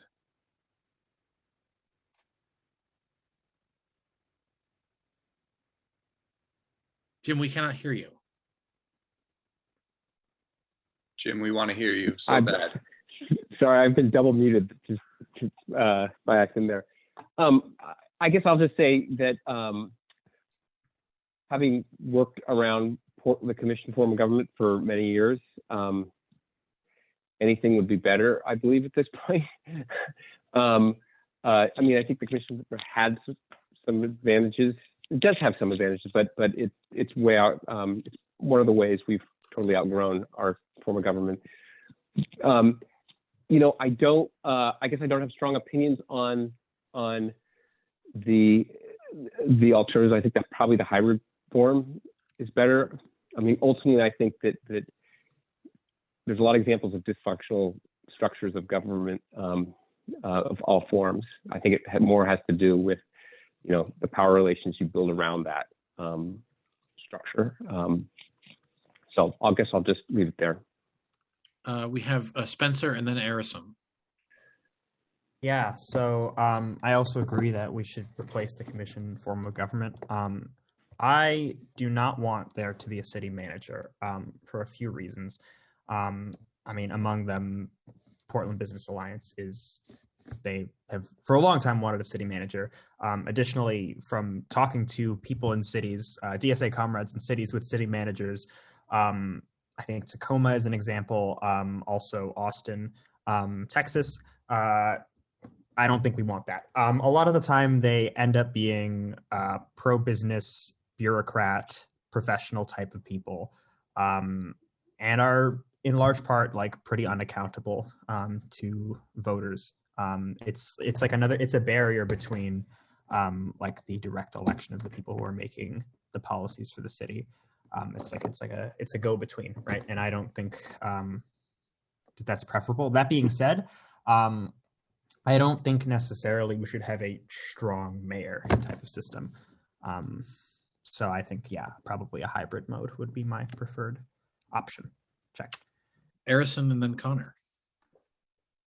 Yeah, I was going to say a lot of things Spencer just said. I think I recognize a lot of the benefits of having a city manager, but it also raises my hackles. I don't like the idea of having an unelected bureaucrat with that much power, especially since that's something we cannot organize around outside of like, you know, doing everything again. Like, all right, let's recall the city manager, which would be an insane recall fight because you have to like campaign a bunch of city commissioners to like change their opinion. Like it's recall plus unless there was like a direct byline or bylaw that said like the city of Portland can recall the city manager, but then you know it's still going to be up to a non-elected position for replacement. So I don't think it fits. I like the hybrid model. I have very strange opinions on the mayor position. For some reason I like a mayor, but only if they're like really weak, but like really specifically defined in their powers. And I have no rationale behind this. It's just how my brain works. So I, you know, defer to people who have much more political minds in this sense on the powers of a mayor. But I like positions that we can run people for. That tends to be my position. If we can win if there's a race, I want to win it. So, Connor and then Emily. Yeah. So I city managers are a good idea in small communities where you kind of need a professional government public policy person sort of as the adult in the room. I've lived in small communities with city managers. They're great for those kinds of things. But for all the reasons that other folks have mentioned, they're not very good at scale. They're not accountable. A city the size of Portland should have more than enough capacity to hire professional bureau managers and budget people and stuff. While I would love to dispense with the position of mayor altogether, I think politically it's untenable. I think people just like the idea of having a mayor. But I think that the mayor should be weak. So purely ceremonial. For the same reason that a lot of very progressive democracies still have royal families and still have constitutional monarchies, right? There's a king of Norway, there's a king of Denmark or a queen of Denmark. They don't actually do anything except cut ribbons, but people like it. They feel secure about it. Okay. Thank you, Connor. Emily. Yeah, I think it's interesting to think about. I mean, I obviously want the mayor, if we need to have one, to have as little power as possible. I think right now, one of the things that warps the commission system is that we do elect commissioners. They become heads of bureaus, but we don't decide which commissioner gets what bureau. That's gate kept by the mayor. And I think it would be even riskier in a situation where the mayor would be likely to be the only at-large position. If they had the power to hire a city manager, then, I mean, if you think about the Portland Business Alliance as our opponent here, so on one side there's DSA and the other side is PBA. PBA has all the money, so they're going to be able to contest in an at-large election, right? So they can pick the mayor, who then picks the city manager. I think that you can correct for that somewhat by making the city manager answer to the council instead of just the mayor. So I guess that's more of the weak system. But I also want to just caution against focusing too much on the city manager in that situation, because there's always going to be a cutoff point where we can't elect the people. And PBA is always going to be there to staff the next layer underneath. It's really hard to get rid of the skew of money in government without getting rid of capitalism altogether. So it's kind of you have to pick your battles. So I think maybe it's, if city manager is on the table, then it's more a matter of who controls the city manager than should there be one. So I don't know. My mind is not made up on this at all. Thank you, Emily. I don't see anyone on stack. Some thoughts that I have had about this issue, and I'm also not made up my mind, is that I think there's room for more council involvement in bureaus. And I know that sounds sort of like a commission form that people don't like, but I love the concept of oversight committees for every bureau that are made up of some councilors and or maybe other citizens, either appointed through democratic lottery or appointed the way that current citizen oversight committees are appointed. I think there's a lot of space for, especially with a large city council, for subcommittees of that council that are working on specific things that are sort of more in the executive branch. What do you call that form of government? I don't know. Any other thoughts? Great discussion. I appreciate hearing from everybody personally. I have, so in this section of the survey, I want to just share how I've sort of set it up, because I structured it in the way that made sense to me. But what I did, so above this is other questions about size of council and when the election should be, but I put a question here. What sort of power should the city council have? And some of them are probably pretty obvious, and some of them may not be quite as obvious. I left a space for people, for anybody to write in other powers, other important things that you think city council should do. And then here's a question: should Portland have a mayor at all? right?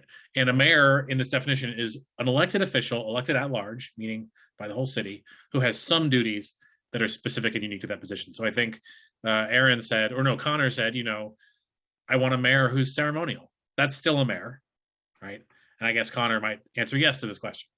And then the question, if Portland were to have a mayor, what sort of powers should they have? And so maybe Connor would say yes to wholly ceremonial and no to everything else. But here are all sorts of different options that have been discussed, setting agenda for city council, presiding over city council. That's what a lot of mayors do if they are a weak mayor that's just part of the legislative body, if they're just the presider in chief of the legislative body. Some mayors have veto authority. Some mayors appoint or remove chief administrative officers, also known as city managers, if the mayor is at the top of the executive branch, right? They appoint and remove bureau directors, they prepare city budgets. Those are just some things on the list of what people do. Got to have a sash. Yes, Aaron, I will put that in the survey. Sash. I guess that falls under ceremonial. So those are the questions I asked, and I just added another question. Should Portland have a city manager? It hasn't shown up yet in this, hasn't been refreshed, but that is another question that will be asked. Any other thoughts about this? I've just noticed in all our discussions, in all my discussions with other DSA people, this is the thing that we don't know what we want, like what's best for a DSA. It's fascinating, frankly.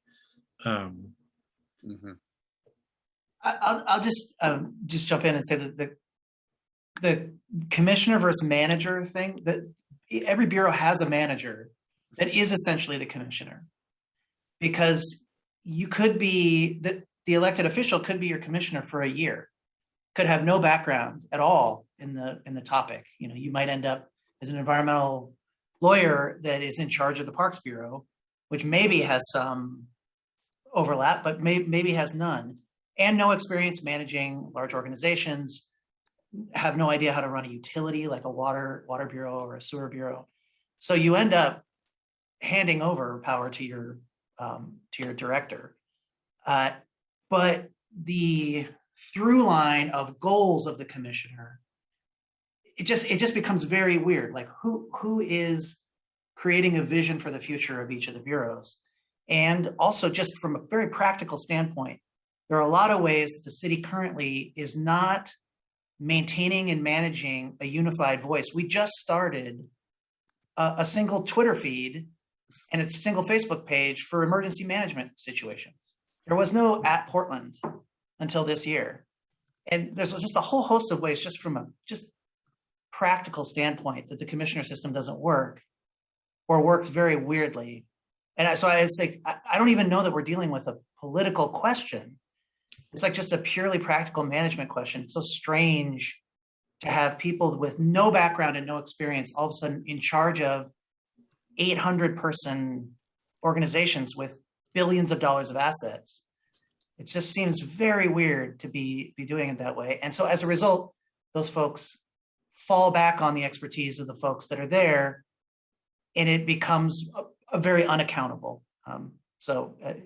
It's the bureaucracies live on with very little leadership from sort of an accountable elected. There's no like policy and goal setting happening at the elected level. So anyway, I probably should shut up about this stuff. But anyway, I like that. Maybe off record.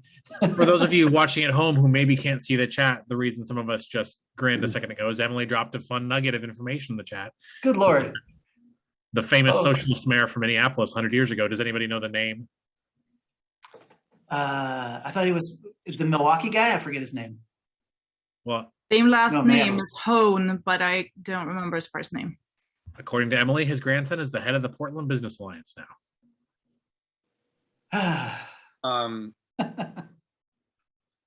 Yeah, I also put in the chat. I mean, I really appreciate those comments from Aaron as well. It's just like, there's no voice, but there's also really no parties fighting for that voice with an actual platform.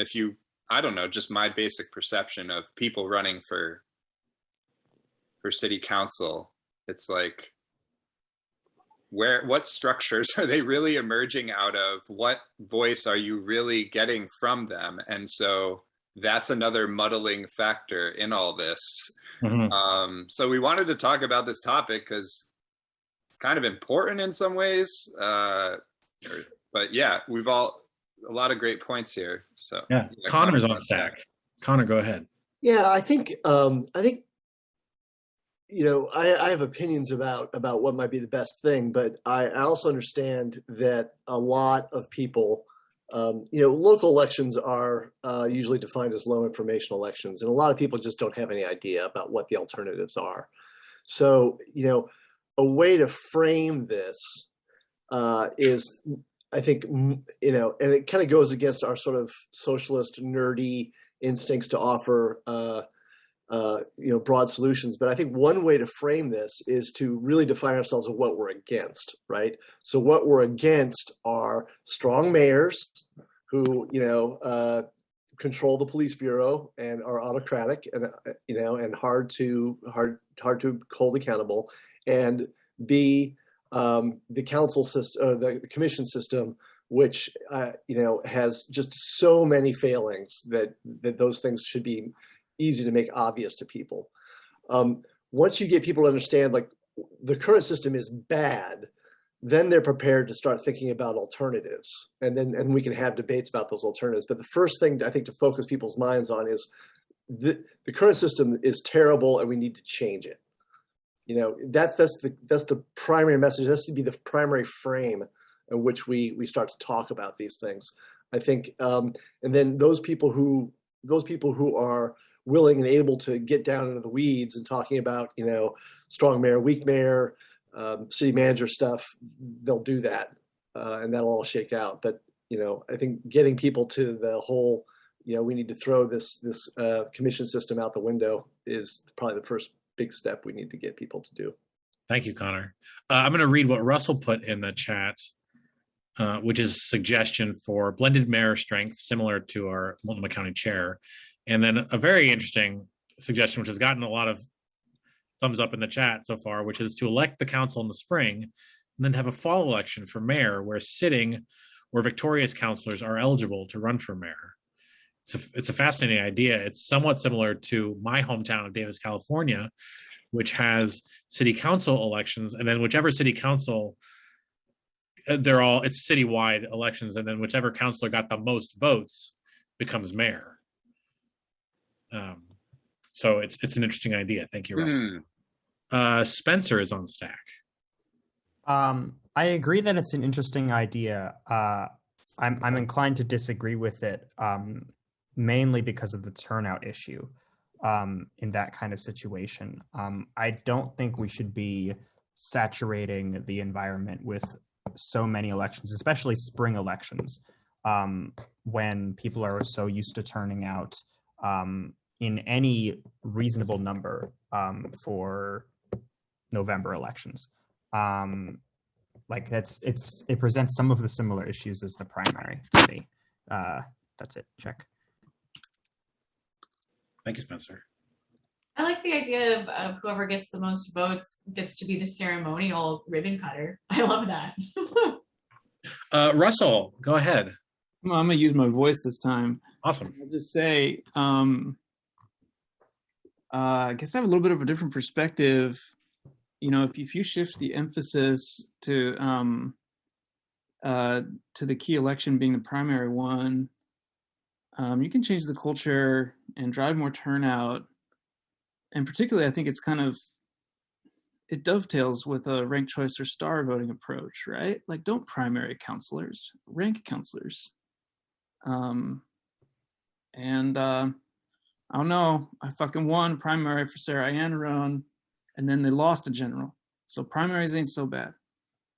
Check. Thank you, Russell. So just to clarify, though, are you saying still have primaries, or are you saying have a general election that is in the spring? Yeah. You'd have to change how you talk about it. Yeah, the spring election would be the sole election for determining your counselor, and the various winnowing would just happen that night. Oh no, I Yeah. just made this up. I'm like, it's like what you were saying, Chris. I don't know what you call that government system, but Yeah. but I think leaning into how blended the county chair is smart. Some of the first reactions we heard in this topic tonight were definitely against strong mayor, but they were also definitely against city manager.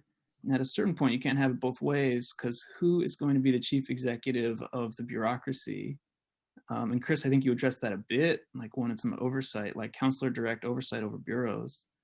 But the county chair is not a terrible model as far as foot in as a legislator and foot in as an executor. Well, thank you, Russell. I just want to say out loud. I mean, a question is, does a city have to have a chief executive officer? If they do, then that person's either elected or appointed, right? Anybody have thoughts about whether or not that's a silly question to ask?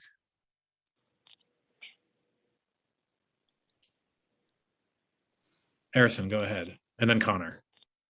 I mean, I think it's an interesting question because, I mean, I think it's a general line of thought is like city manager will just become a de facto kind of head of executive, especially if they're deciding a lot of the bureaus and like having any sort of executive function, even if they don't have a vote. They become a strong voice without necessarily an arm to enact it.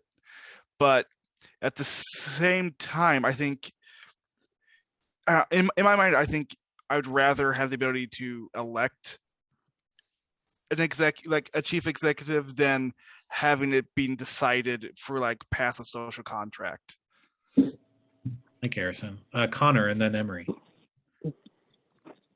Yeah, I don't know if you do. I mean, if you have a council that has the power of the budget and the power to appoint bureau heads, then I don't see that you need a city government is just not so huge and unwieldy that you need a chief executive. Now, whether people will accept that or not, again, getting back to my sort of people just like having the security blanket of a figurehead. But I mean, especially when we start to talk about those phase 2 things like policy juries and participatory budgeting, those questions all sort of feed into that. What's really the point of having a chief executive or not? Thank you, Connor. Emery. I'm putting my basic comment in the chat, like getting back to what Emily said and others. If the point is to get a couple DSA people into office, let's say you get DSA people into office. Let's say they're able to pass policy that socialists want, then how does that implementation then proceed with a weak mayor system, with a city manager, with a strong mayor, et cetera? And that's, once we get into that, then it gets kind of interesting because it depends on the personality. Okay, so I'm just putting that hypothetical out there to reframe what we're talking about.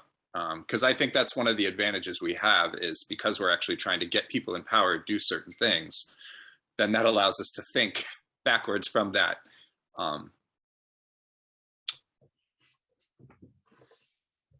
Okay, I'm just looking at the chat. Spencer's on Stack.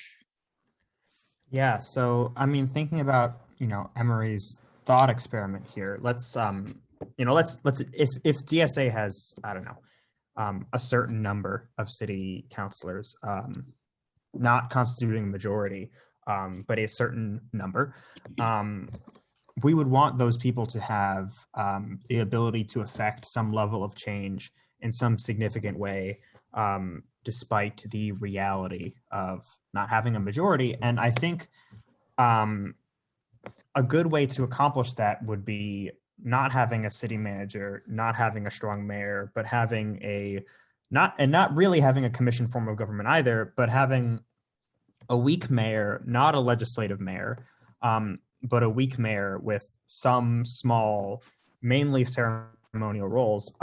But more than that, more specifically, the focus being on like just committees on the city council that are responsible for the oversight of different bureaus, not like as the actual bureau executive, but like responsible for the oversight and appointment, and I suppose firing of those different city bureaus, right?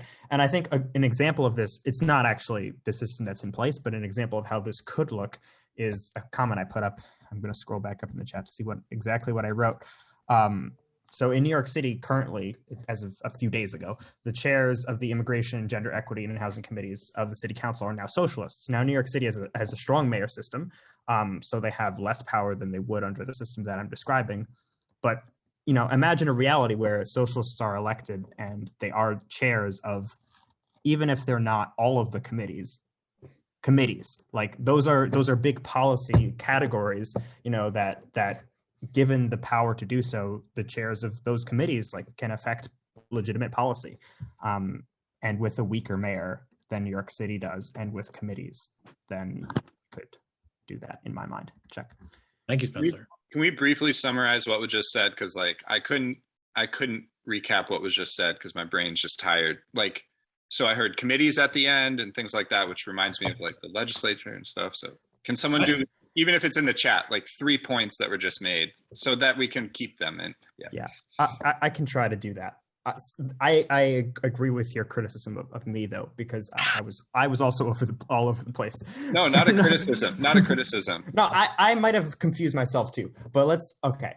Not a city manager, not a strong mayor, a weak mayor, right?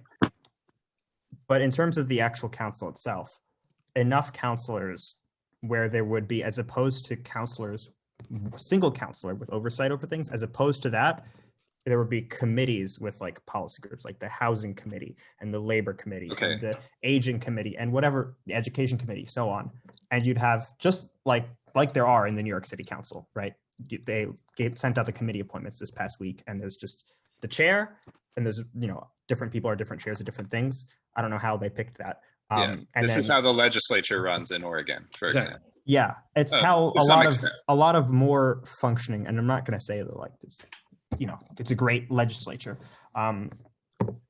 It's just a more functional system, and I think with the right people in those seats, it should function well, and it should function in a way that allows the kind of specific control of the commission system without some of the like just inefficiencies and how do you put it, like incongruency of the different people and the election and the appointment of the mayor. Like, I don't think the mayor should be appointing the chairs of the committee. I think like the council should be deciding that amongst themselves. Emily, go ahead. You're on stack. Okay, I'll keep this short. Just want to so I don't like the city manager, mostly like I don't like the name manager. It reminds me of work. I kind of hate that. And just like who has the power to do what, whatever, like, however, what I do like is to have somebody who has the role of coordination, because I feel like there's a lot of just like strange gaps in government. We saw it like pretty clearly, both before we won Universal Preschool Now and after, during implementation. It became pretty clear that because there was like not strong enough coordination in the county, it was hard for the county commissioners to say, yes, we could pull off a program like this. There was a lot of skepticism. It was too big. They couldn't like fathom where it would live, how it would work. And afterwards, when it was implemented, we sort of found that there were bureaus that needed to be talking to each other that just weren't. And we became sort of like the go-betweens, and we're not in government. So it was an awkward sort of position to be in. And I think that if we go off of sort of Emery's questions, like, okay, so envision yourself, like there you are, socialist council bloc who have like successfully passed a bunch of policies. Like, how do you want the experience of implementation to work? And like, if I was that person, I would want like strong coordination capacity to be like, the backbone of how to bring all the different like expertises and skills of the different departments together to sort of like create that strong thing. So I don't know what that's called. Like, I don't like the word manager, but I do think that there needs to be somebody who does that, or more people than one probably. But And just to clarify, Emily, you would prefer that person to be appointed by the council rather than elected as an at-large mayor?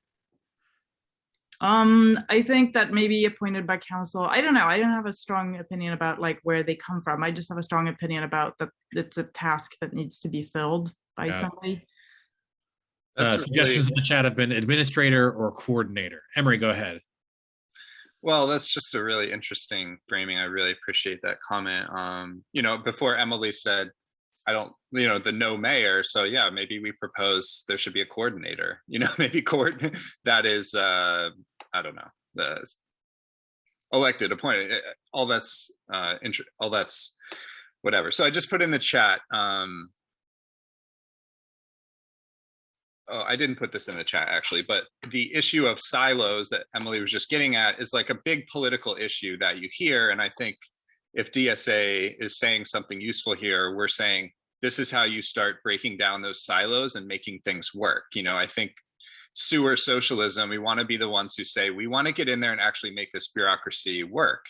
And also, as I put in the chat, it's kind of a weak spot where if, you know, DSA starts seeding people who are good coordinators between as just staff or volunteers on committees and stuff, you know, that's a way to kind of build a bench of people who know the city well enough to be making the arguments that are winning both elections and policy debates. So yeah, I've been working in the legislature, and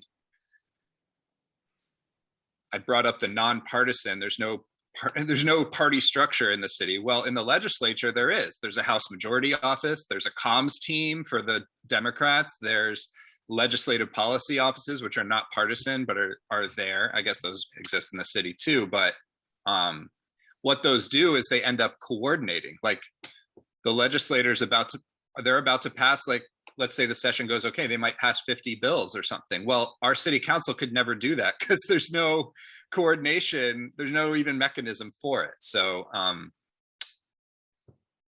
I think getting back to someone saying we should be clear about what we're against, I agree, but I do think this has been good for what we might be for. And I think, yeah, coordinator, some other things, I'm trying to write it all down. And it's 8:35.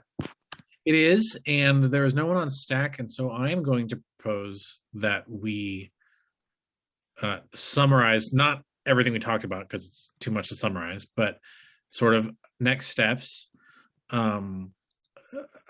I think that this has been a fantastic conversation, and I'm really excited about it.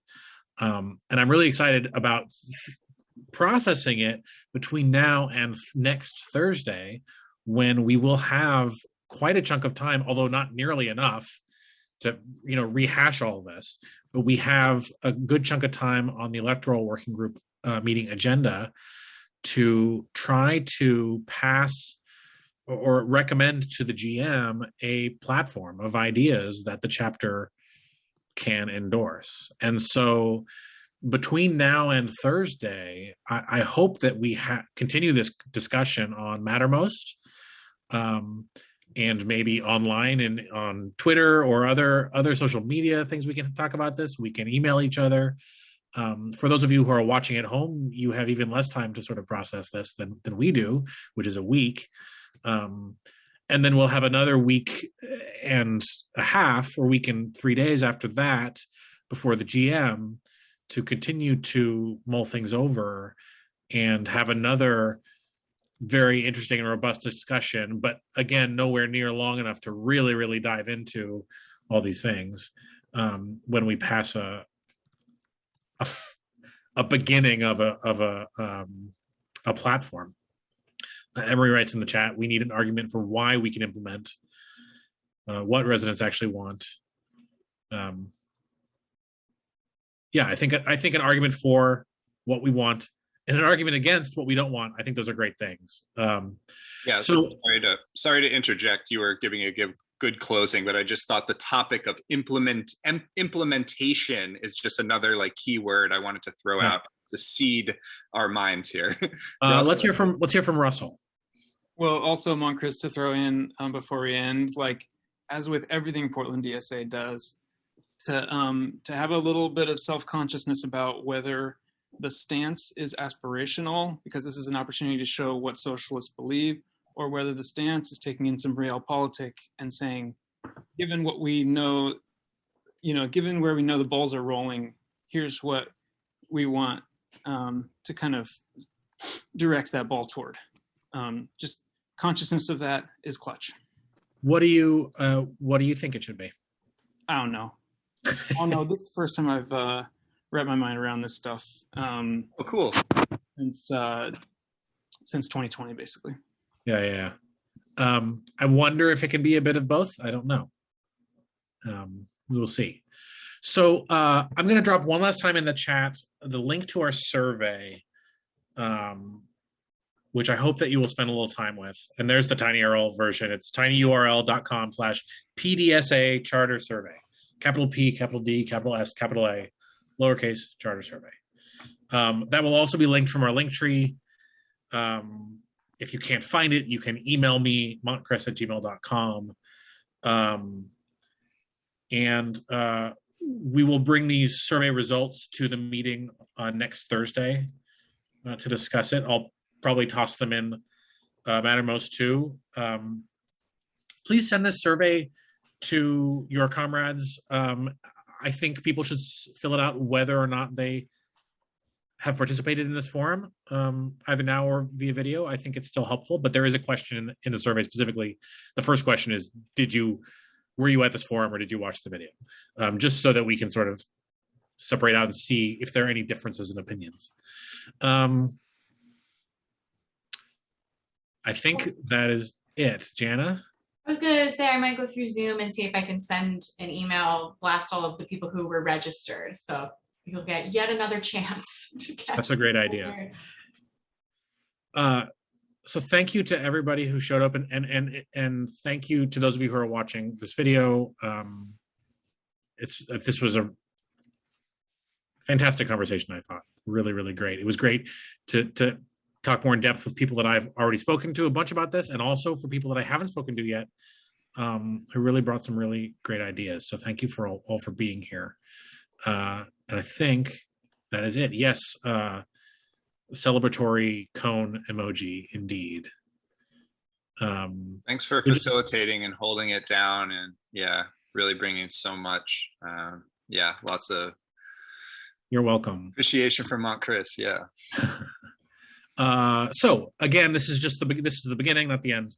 Let's keep this conversation going, and hopefully I'll see some or all of you on maybe on Saturday at the PMPC event, and then next Thursday at the electoral working group, and then in February 14th is it 14th? We have a Sunday. No, Sunday. It's the 13th. 13th. Okay, February 13th, GM. Okay. Oh, I want to say one thing. Tomorrow there's a rally at City Hall, 5:00 for city workers about to go on strike. Yes, speaking of structure of government, city workers need to get paid more. Seriously. 5:00 City Hall. Show up. Express in any way you like to our elected leaders that they need to give our workers a fair contract. They fuck you, pay them to Ted Wheeler. Sure, that's one way to do it. Okay, have a good night, everybody.